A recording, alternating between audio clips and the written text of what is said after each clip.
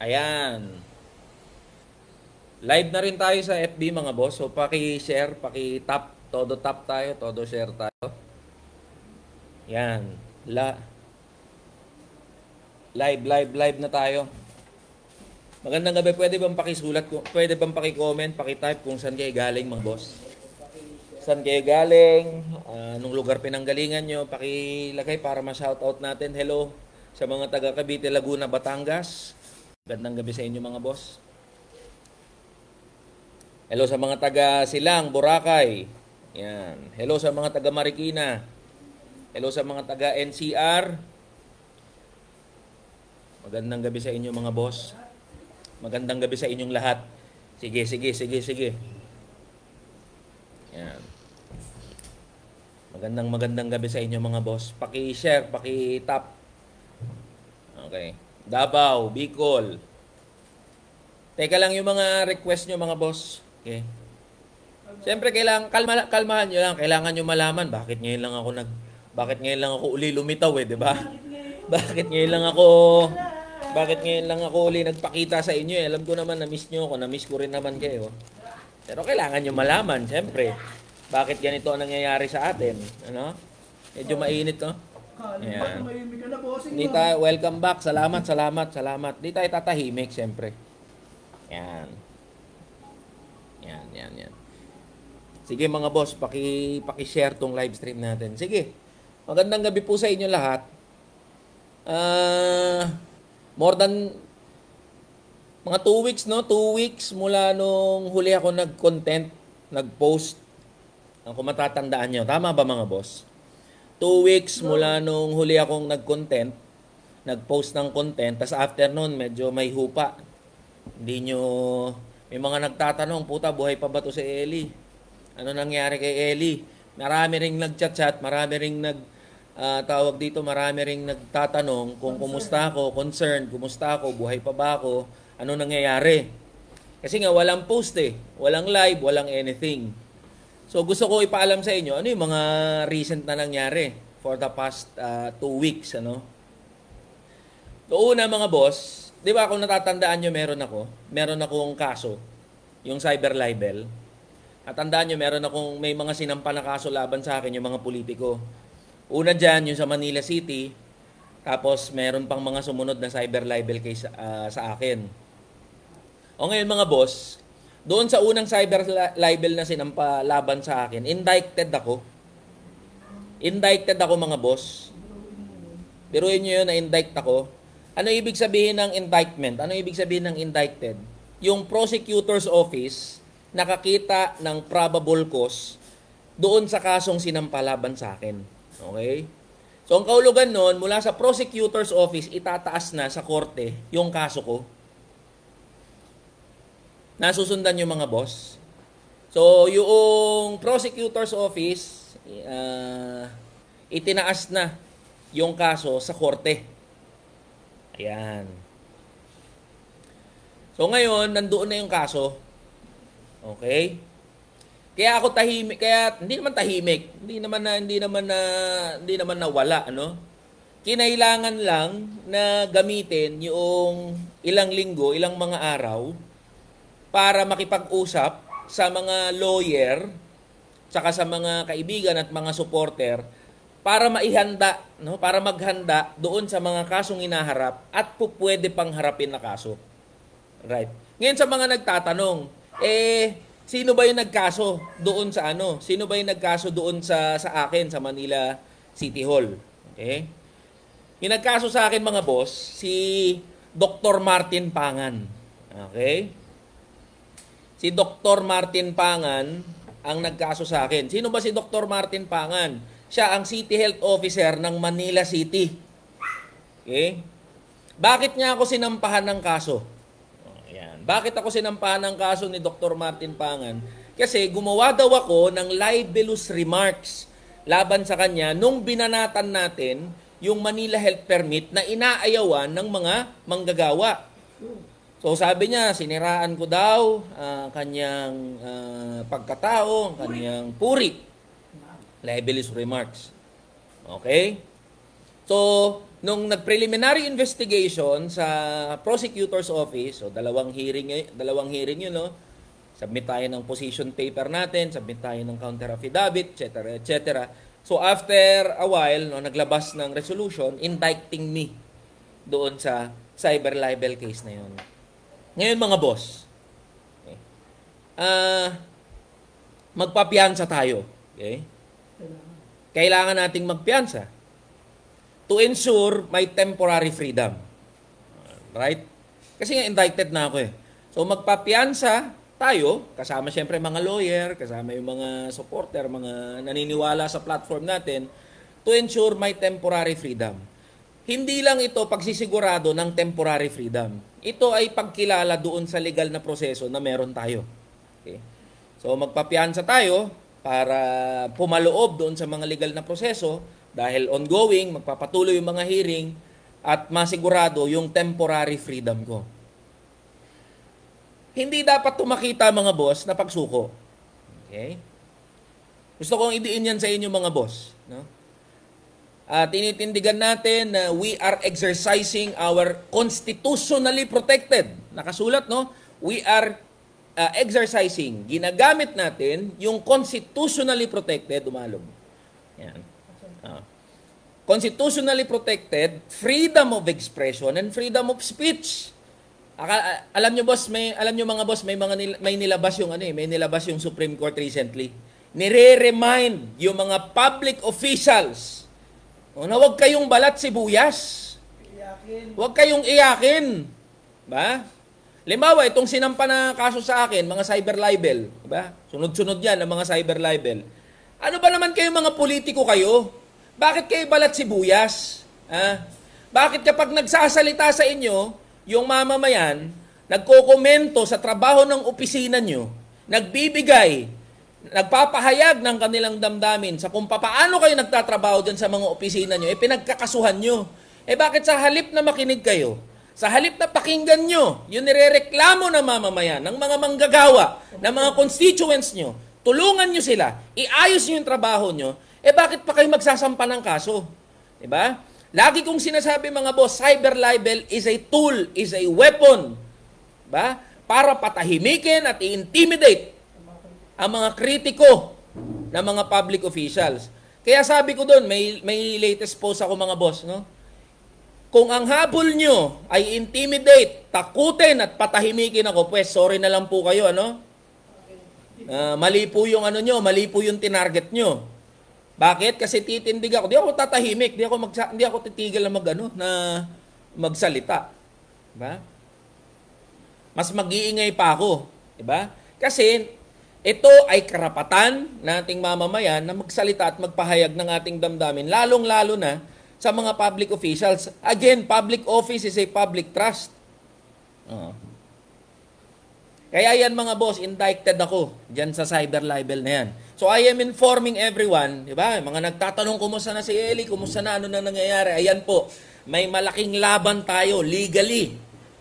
No? May malaking laban tayo na hinaharap legal dahil itinaas na sa korte yung kasong hinaharap ko regarding cyber libel. Hindi natin naatrasan to mga boss. Ilang beses na natin to hinarap eh. Ako mismo, personal na pumupunta doon sa lungga ng mga nagkakaso sa akin. Ba? Bilang pagpapatunay na hindi tayo natatakot dyan. Bilang pagpapatunay na hindi tayo atras dyan. Ako mismo, personal, nandoon. Siyempre, kasama ko yung lawyer, kasama yung mga legal counsel, di ba? Pero ako mismo, personal na nandoon, hinaharap ko yung mga kaso na pinagsasampa nyo. Bilang patunay at pagtindig na hindi tayo takot sa mga kasong pinagsasampa ng mga politiko na yan. Ngayon, may mga nagsasabi, tatakbo to si Eli talaga, tatakbo ako. Ako nga ang first nominee ng Kamanggagawa Party List eh. Hindi pa ba malinaw yun hanggang ngayon? Nag-file nga kami ng Certificate of Candidacy. Ako ang first nominee ng Kamanggagawa Party List. Kaya pala tatakbo, content creator, anong alam niyan? Hoy, may isa pang content, si Banat Bay. Nagsabi si Banat Bay, di ba? Content creator, tatakbo, ganyan, kaya nag-iingay. Talaga, mag-iingay ako. Alam mo, Banat Bay, hindi ka halintulad mo, hindi ko pinagkakakitaan ang TikTok. Hindi ko pinagkakakitaan yung mga content ko. Hindi ka halintulad mo, makinig ka kung makakarating to sa'yo, Banat Bay.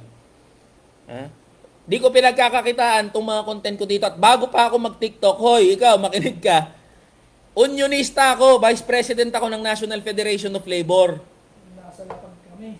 Nag-o-organize kami, nag-o-union kami, nandun kami sa forefront ng labanan, ng issue ng mga manggagawa. Kaya pag sinabi namin buwagin ng provincial rate, hindi yan pang TikTok lang, hindi yan pang Facebook lang.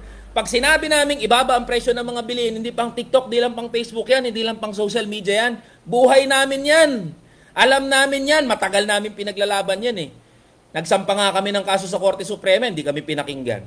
Pumunta kami sa Kongreso, di rin kami pinakinggan. Ano pang option na iiwan sa amin? E di syempre, lumaban.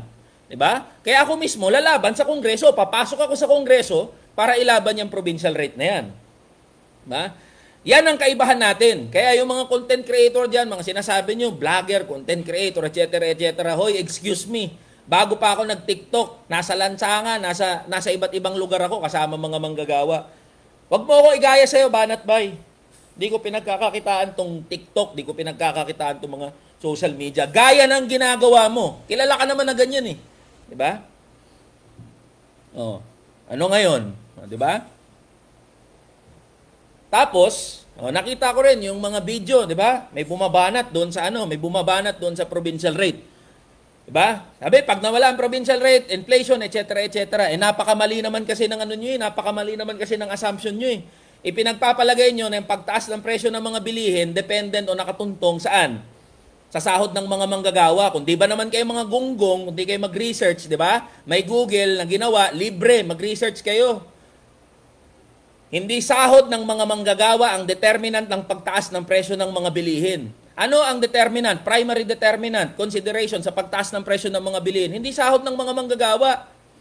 Napakataas ng kuryente, napakataas ng utilities, mahal ang transportation cost dito sa Pilipinas. Yan ang dahilan kung bakit nagsa-spike up yung prices ng commodities, hindi dahil sa sahod ng mga manggagawa. Napakamali ng assumption nyo. Mag-a-assume na nga lang kayo, mali-mali pa. Diba? Kaya yun dyan sa mga pabor sa provincial rate na yan, diba? Yan yung mga hindi nakaranas na sumahod ng minimum wage. Yan yung mga hindi nakaranas na mabuhay ng minimum wage. Hindi nila naranasan anong buhay ng isang manggagawa. Kaya nasasabi nyo, dapat lang may provincial rate. Kung di ba naman kayo mga gago? Diba? Hindi taon tingin nyo sa mga manggagawa sa probinsya kung yan pa rin ang pag-iisip nyo. Tandaan nyo yan. Kahit anong argumento ibato nyo, hindi uubray sinasabi nyo, provincial rate, pabor-pabor kayo sa provincial rate. Assumption na nga lang gagawin nyo, mali-mali pa. Okay?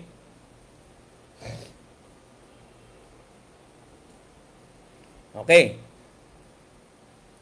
Ayan mga boss, ang update, malaking laban tong hinaharap natin mga boss.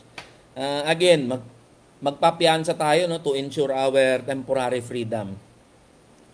At meron pang mga kasunod, meron pang mga nakalinya na mga kaso. Kaya mga boss, humihingi ako ng pangunawa sa inyo kung hindi ko rin nare-replyan yung mga message nyo. Recently, di ako nakakapag-content, di ako nakakapag-reply sa inyo. Dahil nga ito yung inaharap natin na legal battle. Malaki-laki itong mga kalaban natin ng mga politiko. Totoo yung sinasabi ko sa inyo mga boss na hindi natin naatrasan to, dire-diretso natin tong laban na to. Kahit saan man umabot to. Ano man yung marating natin, saan man umabot to, tuloy-tuloy ang laban natin. Sa mga nagtatanong, ano po ba ang bitbit nyo na party list? Kamanggagawa party list, number 85 po yan Kamanggagawa party list. Tatakbo ko bilang first nominee, congressman, representative sa kongreso ng Kamanggagawa party list. Huwag mo kami idama. Yan na naman yung mga tanga na mga tawag dito, mga trolls, mga nagtatago sa mga peke nyong account, magsilabas kayo sa tunay nyong account, sasagutin ko kayo. Pakilagay nga mga boss kung saan kayo galing, tapos pakishare tong live natin. Yan, napapanood tayo pareha sa TikTok tsaka sa FB, So yan mga boss ang update. 2 weeks, 2 weeks tayo na medyo nagpahinga. So ipinapaalam ko sa inyo, tuloy-tuloy na uli tayo, Tuloy-tuloy na yung content creation uli natin. Magpapiansa muna ako.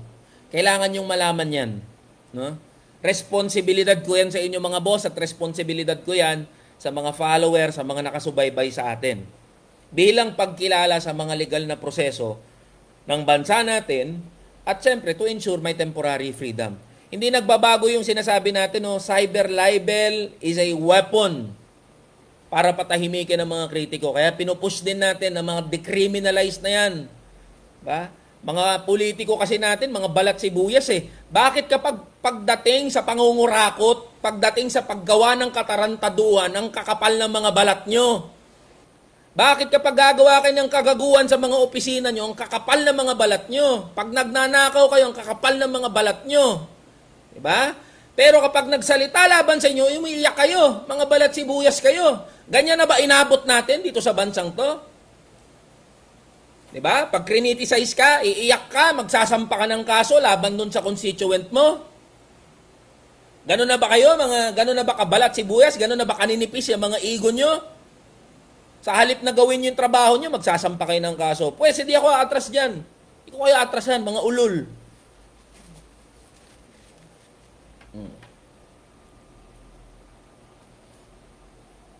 Takot sila sa kritisismo. O, kamanggagawa party list, ha, tatakbo ko. Tatakbo ko bilang first nominee ng kamanggagawa party list. Ano ang plataforma? Bugin provincial rate, itasahod ng mga manggagawa, pababain ng presyo ng mga bilihin. Yun lang, wala nang iba pa.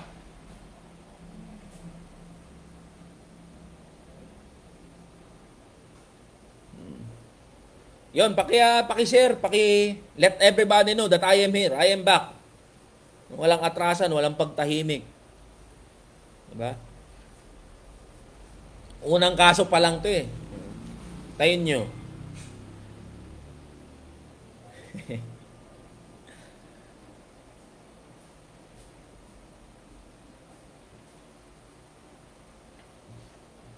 Ay, nako. Magbasa tayo ng mga comment. Okay.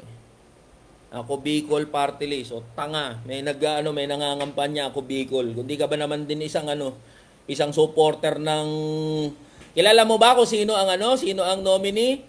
Sino mga tao sa likod ng ako Bicol? Bilyonaryong pamilya yan, yaman ng mga yan.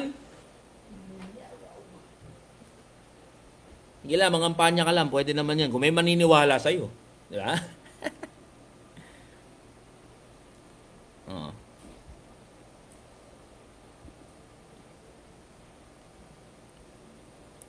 Okay. Kamanggagawa party list tayo, no? Kamanggagawa party list. Yan. Sa lahat po ng gusto ito, marami nagme-message, marami nagtawag dito, maraming nagtatanong, paano kayo makakatulong sa kamanggagawa party list, okay? Paano kayo makakatulong sa kamanggagawa party list? Oh?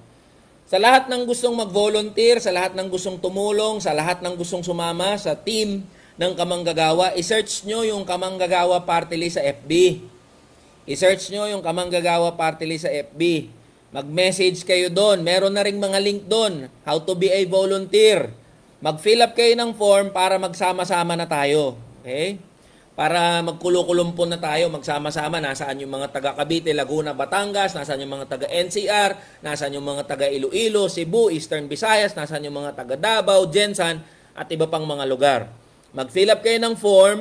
At doon, makikita nyo paano kayo po pwedeng makatulong. Kamanggagawa party list. Okay. Ngayon, may mga nanghihingi, tarpaulin, polyeto, flyers, material, etc. Alam nyo mga boss, kabilang naman kayo sa mga nag-udyok, di ba? Nagsulsol na tumakbo ko. Okay, di lahat tayo magtulong-tulong, di ba? Kung gusto nyo ng mga soft copy materials, magpa-print kayo. Comment kayo doon, mag-message kayo doon sa page. Diba? Bibigyan namin kayo ng link ng mga soft copy materials. Pa-print kayo, dikit nyo sa bahay nyo, dikit nyo sa gate nyo, dikit nyo sa bubong nyo. Kayo bahala, gusto nyo, lagay nyo yung mukha nyo eh. Diba? Kasi dapat, kampanya nating lahat to. Lahat tayo magtulong-tulong. Ang campaign period nandun pa, sa February pa. Diba? Nag-raffle na nung nakaraan sa number 85, ang kamanggagawa. Hanapin nyo na lang yan pagdating ng eleksyon. Ano?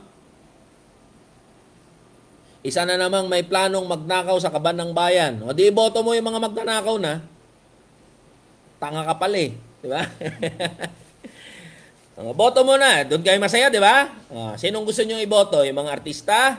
Gusto nyo iboto? Yung mga kung sino-sino lang na nagsisitakbo? Di boto nyo sila. Wala namang problema doon eh. Diba? Iboto nyo na yung mga convicted. Iboto nyo na yung mga magnanakaw.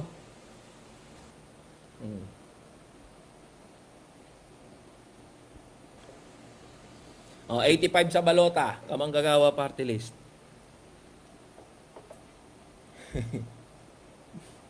Si Diwata daw. Kapatid, hindi masa ang kalaban. Totoo naman. Pero hindi rin lahat ng masa at manggagawa ay mababait. Diba? Tsaka nakakaintindi. Responsibilidad nating lahat yun, kapatid. Diba? Yan ang gusto nyo, magpakabait. Hindi ako mabait. Yun ang problema. Yun ang kaibahan natin. Okay? 85, kamanggagawa party list. Ano po pet peeve? Anong pet peeve nyo, sir? Aso. Anong pet peeve ng aso? Pwede ba na magbumoto sa party list lahat ng residente? Oo. National ang party list, okay? Pero isa lang. Isa lang ha, isang party list lang iboboto, kaya mamili na kayo. Mahaba-haba pa naman. Private agency, yes, buwagin na po yan private agency. Alam niyo ang problema sa atin? 'Di ba may kontraktualisasyon. 'Di ba may problema tayo sa mga manggagawang kontraktual. Ito kasi ang problema natin diyan eh. Problema na nga yung contractualization, mas pinalala pa ng manpower agency. Biruin nyo, putang ina, grabe ginagawa ng mga gagong mga kapitalista, mga management, company management. Sasabihin sa'yo, hindi ka empleyado ng kumpanya. Sasabihin, empleyado ka ng agency. Kita nyo yung kagaguhan yan? Di ba? Hindi ka daw empleyado ng kumpanya, empleyado ka daw ng agency. Kita ang kagaguhan ng setup na yan, yung manpower agency na yan. Kaya dapat buwagin niya mga manpower agency na yan para tuluyang masolusyonan ang problema sa kontraktualisasyon. Buwagin pati ang mga manpower agency. Ang daming mga manggagawa sa agency, SM, Robinson, Ayala, ang daming nasa agency. Hindi makuha ng buo yung mga benefits. Hindi na makuha ng buo yung kanilang mga rights and privileges bilang manggagawa. Bakit? Kasi nasa agency sila eh. Diba? Dapat buwagin na yung mga manpower. Yan ang dahilan kung bakit yumayaman ang yumayaman, yung mga malalaking kumpanya, tapos pahirap ng pahirap yung mga manggagawa. Madaling tanggalin sa pwesto eh, madaling tanggalin sa trabaho eh, dahil nga nasa agency.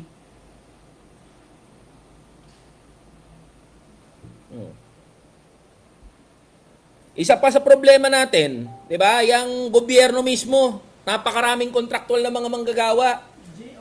Mga job order, mga contract of service, JOs, COS. Nangunguna sa kagaguhan yang gobyerno. Tignan nyo, ilan ang JOs, COS sa gobyerno. Parang contractual din yan, yung mga JOs, COS, walang benefits, hindi nakukuha ng tama, on time, yung sahod nila. At the mercy palagi, kung kailan lalabas yung sahod, doon na lang. Delayed. 2 buwan, 3 buwan, delayed ang sahod ng mga JOs, COS. Walang benepisyo, hindi nakukuha, gaya ng mga regular na empleyado ng gobyerno. Pagkasahod mo, bakit diba? mo na?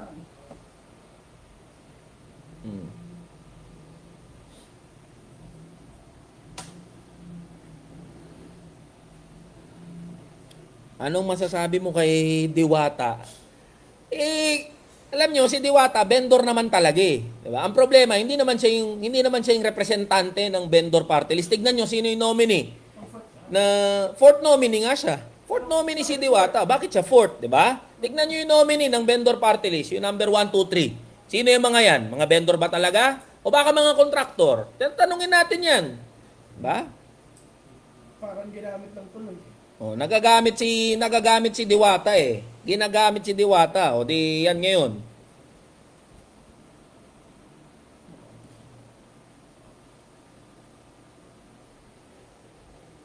Magandang gabi mga boss. Pakilagay ko saan kayo galing. Magandang gabi. Pakilagay ko saan kayo galing mga boss. 2 linggo lang lumipas, di ka na nagkikiss break. 2 linggo lang lumipas, di na nagkikiss break. Ito na nga. Kiss nga. Watching from Singapore. Kamanggagawa party list.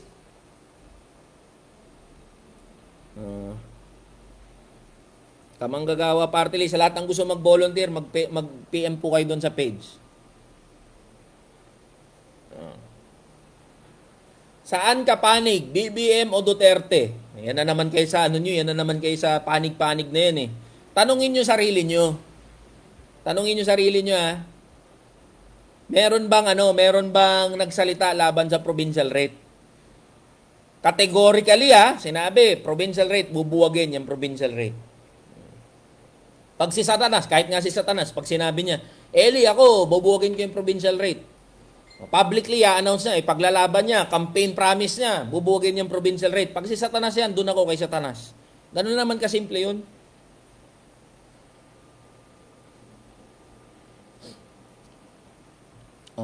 Kamanggagawa. Hello, Alje.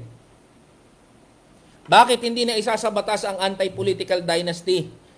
Tanungin din natin mga sarili natin, bakit kaya hindi pumapasa-pasa, ipinagbabawal, no? Yung batas na ipinagbabawal ang mga political dynasty.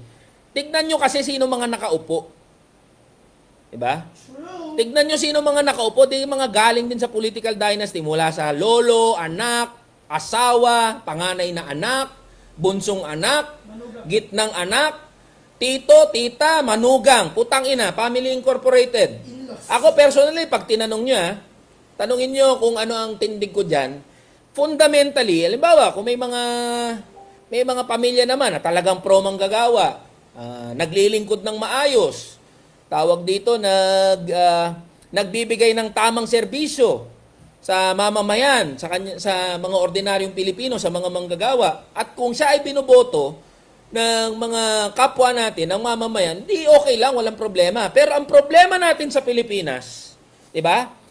Halos lahat ng dinastiya, ng dynasty, putang ina, dynasty na nagpahirap sa atin, dynasty na ginawang kawawa yung mga lugar natin. Kaya, ang tindig ko dyan, yung mga nakaupo na mga dynasty, diba? Yung mga naghahari-harian ng mga pamilya, putang ina nyo pare-parehas. Diba? Ginagawa nyong negosyo, ginagawa nyong kapital, yung politika para makapanatili sa kapangyarihan yung pamilya nyo. Tignan nyo nga itsura. Sino-sino mga pamilya nagsisitakbo? Akala mo naman kaya gaganda ng mga ginawa sa mga lugar na nila, na pinamumunuan nila. Kung magandang ginagawa, sige, okay, boto nyo. Pero ang problema sa mga dynasty natin, sila pa ang dahilan kung bakit kawawa karamihan sa atin. Tignan nyo nga itsura ng mga manggagawa at ordinaryong Pilipino sa iba't ibang lugar sa Pilipinas. Diba? Kiss break muna. Shout out. Halimbawa, yan sa Antipolo. Tangina. Kita nyo yan sa Antipolo, mga Inares. Ilang dekada na yung mga Inares dyan sa Antipolo. Diba? Hindi ako nagkakamali, mula pa sa lolo nila yan, Inares na dyan.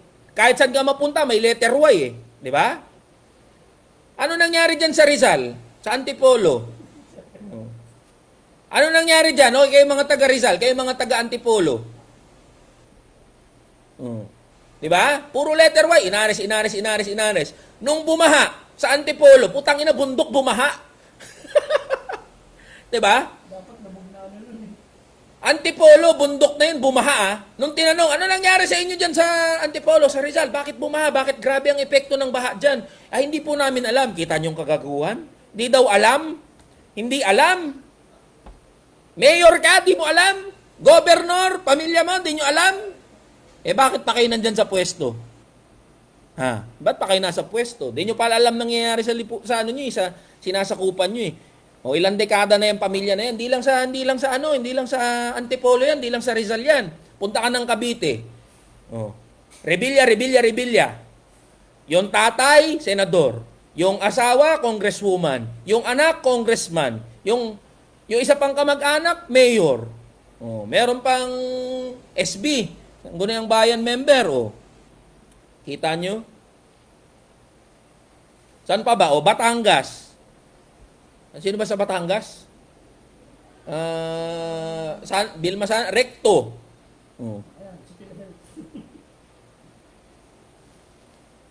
Kita nyo? Yan ang problema sa mga dynasty. Hindi masasawat dynasty dahil yung mga nakaupo sa pwesto, mga dynasty rin. Sila rin mismo ayaw niyan. Sectoral party list, regional. Kamanggagawa party list. Number 85 sa balota. Boto kita, Barangay Tanod. Thank you. O, tangina, pag nagbarangay Tanod, una kitang babatutain. Kala mo. May nagko-comment ang pangalan, user 23456. Gago ka pala, lumabas ka sa tunay mong account. Pag ako naging Tanod, user 2356, una kitang babatutain. Tandaan mo yan, ha? Pasakit ka sa sa pamilya mo. Wala kang alam kundi manggulo. Oh. Eli Portanod. Oh, sige, una kitang babatutain. Kala mo. Una kitang isasakay sa mobil. Bakit? Minamalit mo mga tanod? Gago ka pala eh. Minamalit ng viewer natin yung mga tanod, mga boss, oh. Mga boss, oh, minamalit yung mga tanod. Oh. Ginagawa mong humor, ginagawa mong katatawanan yung mga tanod, ha? Oh. Okay lang, sige, boto nyo, Portanod. Oh. Una kitang isasakay sa barangay mobil. User 2356. Una tayong harap sa lupon. Kala mo ha, lupon tagapamayapa. Harap kita, oh, user 2356, ihaharap kita sa lupon tagapamayapa. Paliwanag mo sarili mo doon. Makulit ka, ha? Oh, pakilagay ko saan kayo galing mga boss, kiss break daw. Pakilagay ko saan kayo galing mga boss. Paki-share tong live natin, malapit na mag-alas 10, matatapos tayo ng alas 10. Okay. Watching from Davao City. Oh, sige. I love you. I love you mga boss. I love you. Kamanggagawa party list. Oh, may nangangampanya. Iba-ibang mga party list, oh. Oh. Sige, mangampanya lang kayo. Kampanya yung mga party list nyo. Oh. Ayun, oh. May nagko-comment doon sa labas. Umisigaw. Wala naman yung party list na yan. Oh. Iboto nyo yung mga party list na gusto nyo iboto. Pero kung ayaw nyo sa mga kupal, number 85, kamanggagawa. Okay? Yung mga party list na gusto nyo, sige, pagboboto nyo sila. Pero kung ayaw nyo ng provincial rate, number 85, manggagawa tayo. Okay? Hello sa mga taga Laguna, Cavite, Batangas, Rizal, Quezon. Hello sa mga taga NCR, lahat ng syudad sa NCR. Okay? Hello sa... Dami-dami na naman natin, no? Kakabalik ko lang, dami na natin. Oh. Mga gago at tanga ang bumuboto sa magnanakaw at bangag. Oh. Watching from Iloilo. Kinalbo na Barney. Oh, hello sa mga rig. Watching from Laguna. Suporta kami mula sa jeepney operator, driver, pampublikong transportasyon. Salamat. Oh, buong Laguna, hello sa inyo.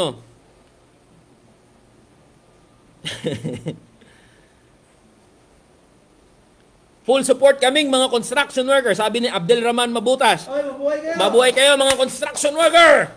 Watching from San Jose del Monte, Bulacan, at full support kaming mga construction workers sa Kamanggagawa Party List dahil alam namin karapatan namin ang itinitindig nyo. Mabuhay mga construction workers.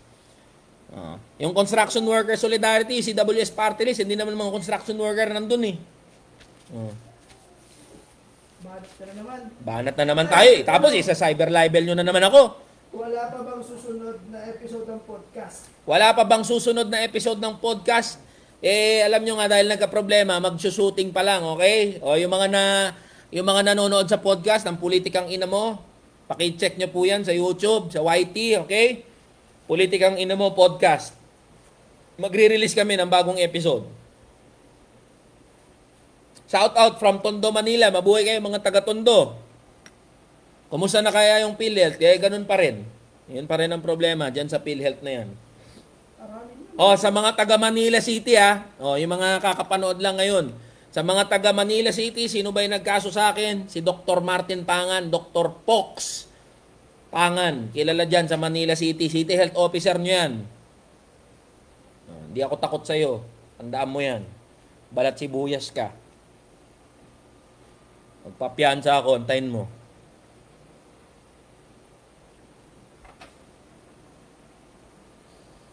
Hello mga boss, magandang gabi.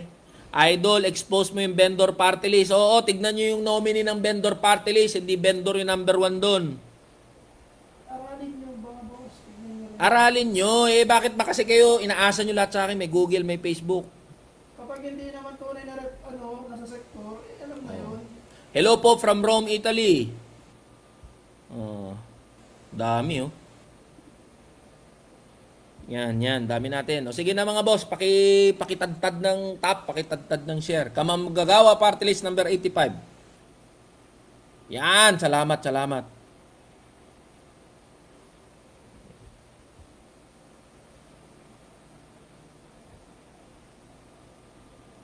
Tama, yan Kamanggagawa party list number 85 tayo, number 85 ha. Tatandaan nyo yan, isa lang ang iboboto. Tatandaan nyo yan mga boss ha. O sige na mga boss, alam kong gumagabi na, may pasok pa bukas. O ganito ha. Kiss break daw. Ganito mga boss. Lagi ko sinasabi sa inyo, ano man abutin natin, saan man makarating, tuloy ang laban. Maraming salamat sa mga nagme-mensahe ng concern nila, nangungumusta, buhay pa ba ako, ano nangyayari. Maraming salamat sa inyo mga boss. Malaking laban itong hinaharap natin legally. Hindi natin sasabihin na madali ito. Pero ang sigurado, dire-diretso tayo makikipaglaban. Hindi natin naatrasan to.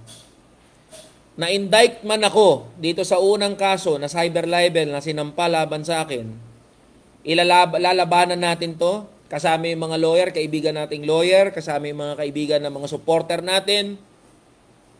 Ilalaban natin to hanggang maibasura itong mga kasong sinampa laban sa akin. Okay? Pagpaumanhin nyo mga boss kung ngayon lang nagparamdam. Bukas ulit, magla-live tayo, pakisabi sa mga tao, pakisabi sa mga kaibigan, supporter natin. I am back, Eli is here. Hindi ako atras, walang atrasan, tuloy-tuloy ang laban. Tumatakbo ko bilang first nominee ng Kamanggagawa Party List number 85. Sa lahat ng gusto mag-volunteer, pakisearch na lang po sa FB Kamanggagawa Party List. Mag-message po kayo doon. Mag-fill up po kayo ng volunteer form. Wala po akong ibang pangako sa inyo kundi buwagin ng provincial rate, pababain ng presyo ng bilihin, itaas ang sahod ng mga manggagawa. Yun lang. Paulit-ulit, mangungulit ako dyan. Okay? So maraming salamat. Bago tayo magtapos, pwede po bang pakilagay kung saan kayo uli galing? Paki-comment, paki-chat kung saan kayo galing, anong lugar nyo. At magpahinga na tayo. Shout out JB, shout out sa inyo. Pasay, Laguna, Laban kong Eli, Kamanggagawa Party List, saludo po sa iyo. Alisin ng agency, Malay-Balay, Ilocos, Surigao del Sur. Support ka namin. Maraming salamat sa inyo. Sa mga Ilocano na imbag nga rabi, kada kayo amin apo. Sa mga taga-Bisaya, maayong gabi, maupay nga gabi sa inyo. Bulacan, hello mga boss, magandang gabi, watching from Makati City.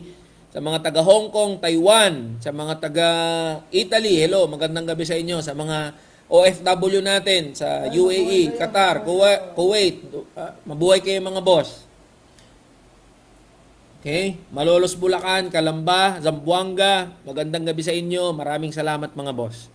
Okay? Tatandaan nyo, number 85, Kamanggagawa Party List. Okay?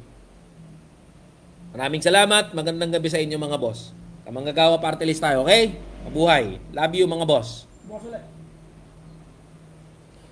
Bukas ulit. Bye-bye.